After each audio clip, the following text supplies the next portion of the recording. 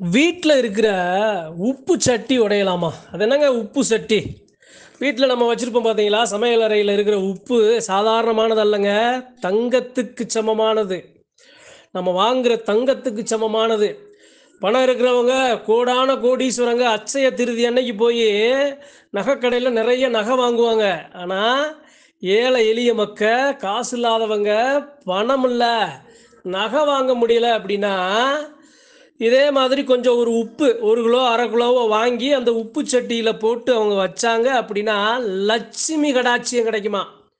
உப்புங்கிறது அந்த தாய் மகாலட்சுமிக்கு சமம். மகாலட்சுமி எப்படி சொல்கிறது அப்படின்னா அந்த அம்மா இருக்கிற இருப்பிடங்க. ஏன் உப்பை சொல்கிறேன், என்ன காரணம்? உப்புங்கிறது சாதாரண நம்ம அன்றாட சாப்பிட்ற உப்பு தான், வீட்டில் இருக்கிற உப்பு தான். ஆனால் இதுக்குள்ளே இவ்வளோ பெரிய இருக்கிற மகத்துவத்தை அன்பர்கள் அறிஞ்சுக்கிறணுங்கிறதுக்காக நான் சொல்கிறேன். ஏன் உப்பு சட்டி உடையக்கூடாது அப்படின்னா, வீட்டில் உப்புன்னு இருந்துச்சுன்னா உப்பு சட்டி மண் சட்டியில் இருந்தாலோ இரும்பு சட்டியில் இருந்தாலோ அல்லது பிளாஸ்டிக் பாத்திரத்தில் இருந்தாலோ அந்த உப்பானது அந்த உப்பு சட்டியானது உடையக்கூடாது. அது உடைஞ்சா வீட்டுக்கு ஆகாது. மகாலட்சுமி, அதாவது பண கஷ்டம் வரும், அதே சமயம் மன கஷ்டம் வரும், ஒரு விருத்தி இருக்காது. அதனால் நம்ம வீட்டில் உப்பு வச்சுருக்க எல்லா பாத்திரங்களையும் நாம் கவனமாக வைக்கணும். சரிங்க, ஏன் உப்பு சட்டி உடையக்கூடாதுன்னு சொல்கிறாங்க அப்படின்னா, அந்த உப்பானது நம்ம எப்படி அட்சய திருதி அன்னைக்கு நம்ம தங்க நகை வாங்கி வச்சா நாம் தங்கம் நமக்கு பெருக்கம் கொடுக்கும், நமக்கு ஒரு செல்வாக்கியத்தை கொடுக்கும், நமக்கு ஒரு மகாலட்சுமி கடாட்சியத்தை கொடுக்கும்னு சொல்கிறாங்களா, அதே மாதிரி தான் அந்த உப்பு. நம்ம வீட்டில் இருக்கிற உப்பானது நமக்கு செல்வ வளத்தை நமக்கு பெருக்கி கொடுக்கும். அதனால தான் என்ன சொல்லுவாங்க, அந்த உப்பு வீட்டில் எப்பயுமே குறைவில்லாமல் உப்பு இருந்துக்கிட்டே இருக்கணும். அந்த உப்பை தட்டி தடவக்கூடாது, உப்பு கீழே சிந்தக்கூடாது, உப்புல நம்ம கால் படக்கூடாது, கால் மிதி படக்கூடாது. ஏன்? தங்கத்துக்கு சமமானதுங்க உப்பு. உப்பு இது எத்தனை பேருக்கு தெரியும் தெரியல, நிறைய பேருக்கு தெரியும். ஆனால் இருந்தாலும் நான் அறிஞ்சது அன்பர்கள்ட்ட பகிர்ந்து கொள்ள ஆசைப்பட்றேன். வீட்டில் உப்பு இல்லையா, நம்ம சாப்பாட்டில் போடுற உப்பு இல்லையா, அந்த இடத்துல லட்சுமி இல்லைன்னு கூட எடுத்துக்கலாம். அந்த அளவு உப்பை இருப்பிடமாக இருக்கிற தாய் தான் தாய் மகாலட்சுமி. என்னங்க இந்த உப்பை போய் நீங்கள் எப்படியெல்லாம் சொல்லிக்கிட்டீங்க நீங்கள் நினைக்கலாம், ஒரு சில பேர் நினைக்கலாம், தெரியாதவங்க நினைக்கலாம். ஆனால் மகாலட்சுமி தாங்க உப்பு. அந்த உப்பை நாம் கல் உப்பு இருக்கும், அதே சமயம் பொடி உப்பு இருக்கும், இது மாதிரி நிறைய உப்பு வகைகள் இருக்குது. ஆனால் அந்த உப்பு நம்ம வீட்டில் எந்த உப்பாக இருந்தாலும் அந்த உப்பை நாம் வேஸ்ட்டாக சிதறக்கூடாது, அந்த பாத்திரத்தை உடைய விடக்கூடாது. எப்படி அந்த மண் கலையத்தையோ அல்லது அந்த பாத்திரத்தையோ நாம் உடைய விடக்கூடாது, அந்த உப்பை மிதிக்கக்கூடாது. அது மட்டும் இல்லாமல் அட்சய திருதி நாளில் ஒரு உப்பு இப்போ புதுசாக ஒரு புது வீடு கட்டுறாங்கன்னு வைங்களேன், முதல்ல புது வீடு கட்டுறாங்க, ஏன் உப்பையும் மஞ்சளையும் வாங்கிட்டு போகிறாங்க? என்ன காரணம்? தாய் மகாலட்சுமிங்க அந்த உப்பை கொட்டி அதில் 2 மஞ்சளை வைக்கிறாங்கல்ல, ஏன்? அதில் புரிஞ்சுக்கிறணும். இப்போ உங்களுக்கு புரியும்னு நினைக்கிறேன். இப்போ எல்லாம் வீடு கட்டி நல்லா பெரிய பெரிய பெரிய பெரிய வீடு கட்டி வெளியே இருந்து வர்றவங்க எல்லாருமே எது வாங்கலாட்டாலும் ஒரு உப்பு பாக்கெட்டை வாங்கிட்டு வருவாங்க, உப்பையும் மஞ்சளையும் எல்லாரும் வாங்கிட்டு வருவாங்க.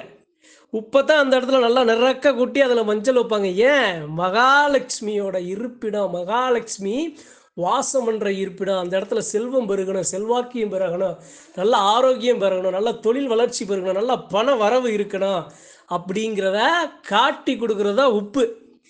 அதனால் பெண்கள், நீங்கள் உங்கள் வீட்டு சமையல் அறையில் உப்பு இருந்துச்சு அப்படின்னா அந்த உப்பு சட்டி உடையாமல் பார்த்துக்குங்க. பாருங்கள் உப்போட நிலைமை எப்படி இருக்குது, அதில் தண்ணி பட்டிருக்கா, தண்ணி படாமல் நாம் எப்படி பாதுகாப்பாக வச்சுருக்கோம். அந்த உப்பை நாம் அடிக்கடி நாம் புதன்கிழமை, வெள்ளிக்கிழமை, செவ்வாய்க்கிழமை இந்த 3 நாளில் ஏதாவது ஒரு கிழமையில் அந்த உப்பை வாங்கி நம்ம போட்டுக்கிட்டே இருக்கணும்.